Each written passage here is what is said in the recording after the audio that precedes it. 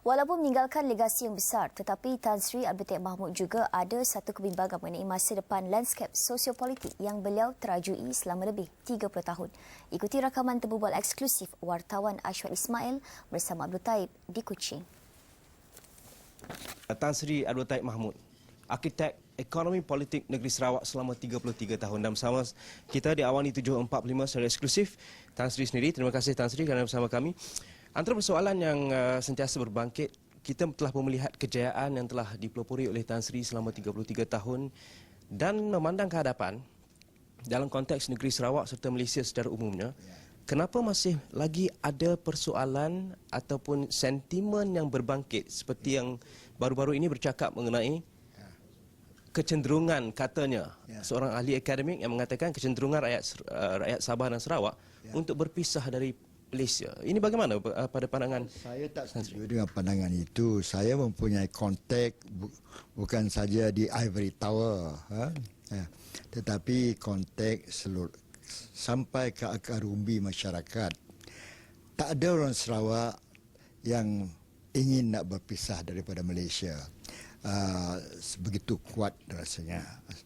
Sebenarnya 1 tahun yang lepas kita mempunyai memberikan semasa untuk mengenangkan sama ada kita dapat beruntung atau tidak hasil keputusan kita untuk menjadi sebahagian dalam sebahagian dalam Malaysia ini.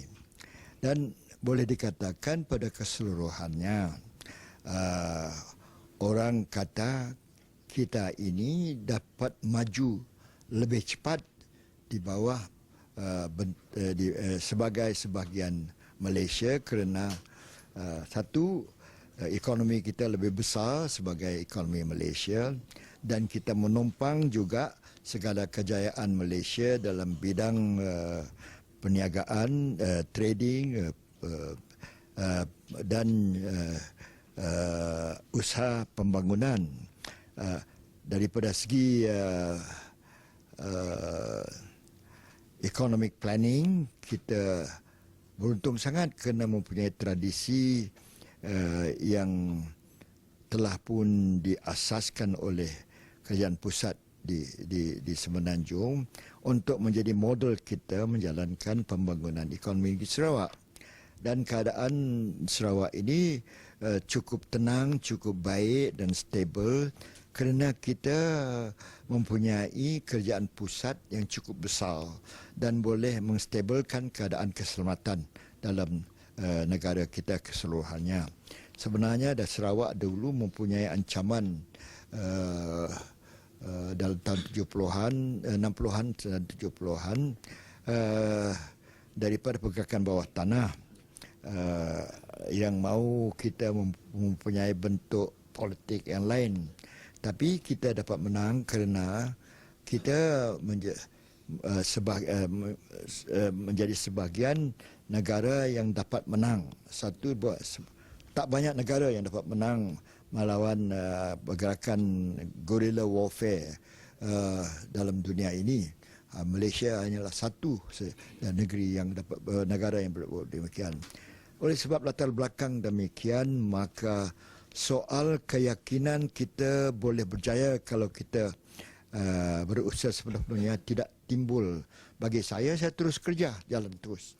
Saya tahu latar belakang ini akan memboleh saya memajukan negeri Sarawak dan kerajaan pusat cukup baik dengan sokongannya, baik sokongan daripada segi politik, daripada segi pentadbiran dan daripada segi keuangan telah pun memboleh saya dapat membangunkan Sarawak seperti telah pun berlaku. Ya, oleh sebab itu saya rasa kalau ada yang memikir ada mengatakan orang Sarawak ingin nak berpisah daripada Malaysia, ini tidak benar. Hanya ini barangkali satu pandangan yang menggambar hanya golongan yang kecil sekali dalam Malaysia ini. Ada satu lagi persoalan, soalan terakhir saya, Puan Sri. Ya. Apakah ketakutan terbesar Puan Sri selepas telah merencanakan dan mewarisi legasi yang kejayaan yang besar untuk negeri Sarawak dan untuk digalas? Ketakutan ataupun what is your biggest fear dalam bahasa Inggerisnya? The theoretical fear I have is this: kita punya racial harmony akan rosak. Kalau ini berlaku, banyak kerugian akan mungkin berlaku. Tetapi ketakutan ini adalah remote sekali, jauh sekali. Racial harmony akan rosak kerana apa? Racial harmony itu boleh rosak kalau ada mempunyai politik yang berasas kepada perkauman ataupun yang memain-mainkan unsur-unsur agama cara melampau.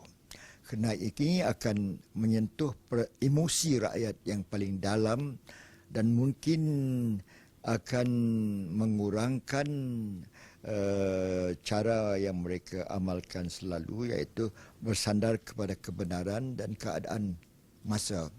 Dan saya nampak Sarawak tidak ada mempunyai kemungkinan yang demikian berlaku. Jadi oleh politik kita, saya nampak walaupun pihak pembangkang dapat lebih memenangi lebih kersi dalam pilihan raya yang lepas, kerana SUPP tidak begitu kuat untuk mempertahankan kekuatan perpaduan orang Cina. Saya rasa ini ada satu perkara yang temporary, satu perkara yang berlaku boleh menjadi ajaran kita mengubah cara kita berpolitik. Tetapi politik kita yang dapat mengekalkan segala kebaikan dan kemajuan di negeri Sarawak ini ialah politik multiracial. Sarawak ini tidak mempunyai golongan majoriti. Orang Cina tak majoriti, Melayu tak majoriti, Iban tak majoriti, yang lain tu tak payah sebut, kecil-kecil saja.